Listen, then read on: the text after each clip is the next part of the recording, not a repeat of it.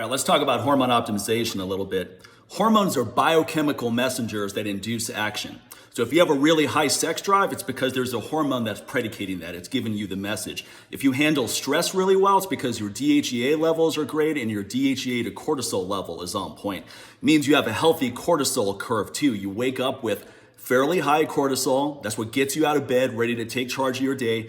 And then in the evening, the cortisol goes down, so you sleep deeply, adrenaline is dissipated, you wake up refreshed, ready to go tomorrow.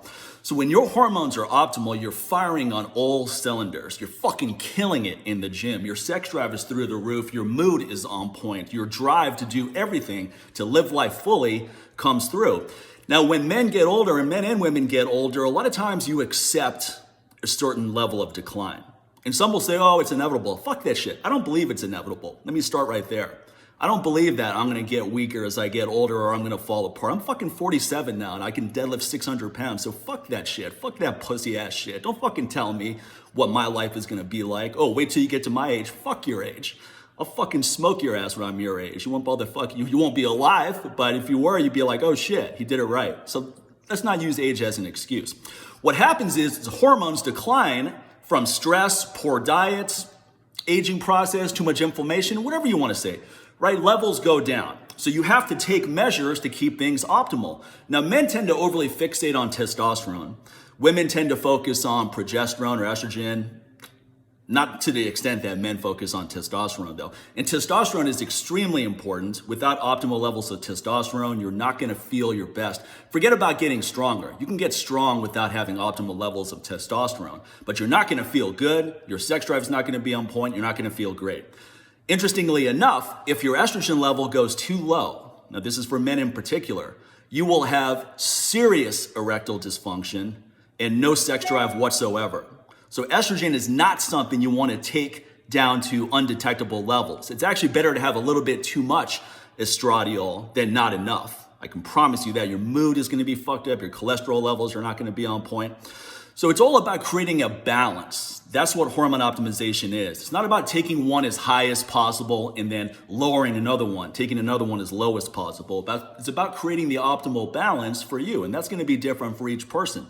I may need to have a total testosterone of 900 and free testosterone of 150 to feel my best. You may only need a total of 600 and maybe free of 90 to feel your best. So it's sometimes men take my product and they feel fantastic, and then they're disappointed that their testosterone level only went from 400 to 650. They're like, oh, I thought it would go higher. I felt so good. 650 is a good number and you feel great, so fuck the number. Who cares what the number is? It's how you feel that's important. Now, when we're focusing on hormone optimization though, we don't want to get distracted by the sexy ones. Progesterone, testosterone, growth hormone, DHEA, those are all the fun hormones. And they're very important, but the master control hormones are the ones you want to focus on. Leptin, insulin, adrenaline, melatonin, and growth hormone, we're going to add a fifth. But out of those, insulin and leptin are the two most important hormones to optimize. Leptin is your natural fuel gauge. So just like when your car, you get a signal that it's time to fill up gas. You don't just arbitrarily go to the gas station and just put gas in until it pours out. You get the signal, you go get gas, you get a signal when to stop, and you get on with your day. We actually have a natural regulatory mechanism in our body that does the same thing when it's working optimally. So when you're eating a meal, leptin levels start going up, you feel really content, and you're ready to stop. Now, you take your time and eat slowly, because if you eat too fast, this leptin signaling doesn't have a chance to kick in. So I'm actually a really slow eater. Anytime I go out to dinner, the waiter's coming over probably 4 or 5 times asking me if I'm done, because I take my time. Chew food thoroughly, take your time. You're gonna have way better digestion. You're gonna have way better nutrient timing when you get into your workouts. You're gonna just be ready to go. So you wanna make leptin sensitive. You don't wanna have super high levels of leptin. So in between meals, you want leptin sensitivity, just like insulin sensitivity. And you do that by having longer stretches between meals. So I like to eat 2 to 3 meals a day with 6 hours in between, sometimes longer, sometimes less meals, sometimes more, it just depends. But intermittent fasting is another option too for improving insulin and leptin sensitivity.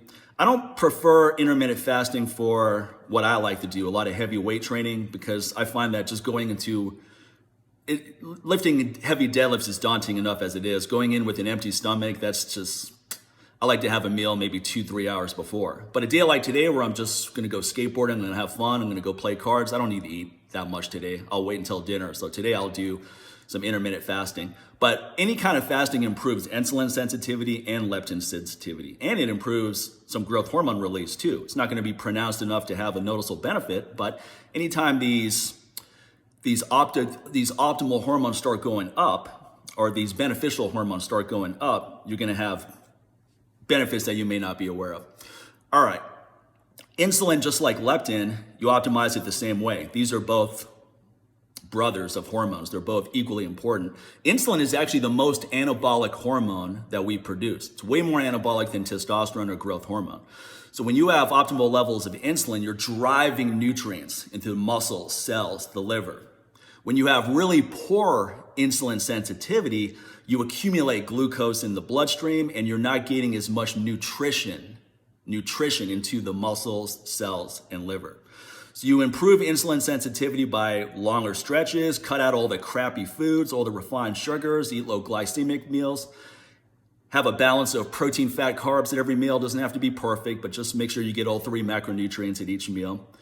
And make sure your sleep is on point, because if your sleep is terrible, then your insulin and leptin are going to be more resistant as well. So sleep is crucial. Sleep is one of the most important things, if not the most important thing, for optimal hormones. But what predicates that is managing stress well, because if you don't manage stress well, you're not going to sleep well. You're not going to, and eventually poor sleep is like going into debt. You can get away with it for a while, but you're going to have to pay that motherfucker back with interest. And it's not going to be fun when that happens. When you crash hard, it's not going to be something where you just rest up for a day or two and you're ready to go again. No, it's going to be a much longer process than that. So anyway, I've got an 8-hour course I did years ago on hormone optimization that's way more comprehensive than what I just got into. I just wanted to give you a little taste of this topic. Go to my website, mikemahler.com. There's tons of free articles there. There's podcasts with the best hormone optimization experts in the world. People like Dr. Mark Gordon, people like Thomas Incledon, people like Dr. Nick Delgado. There's so many experts that we've had on the Live Life Aggressively show, as well as my YouTube show. This is a really important topic, so don't sleep on it. Everybody should be focused on having a hormonal optimal, Jesus Christ, Grover, can't talk today, about having an optimal hormone profile. Because I tell you, I'm 47, I feel better now than I did when I was 28. On all fronts. I feel stronger, I feel healthier, I'm smarter, I've got more life experience, so I'm just enjoying life a lot more now than when I was younger. So it's nice to have the hormone profile of a healthy 25-year-old, but the fucking life experience of a 47-year-old. And I have serious life experience on multiple fronts.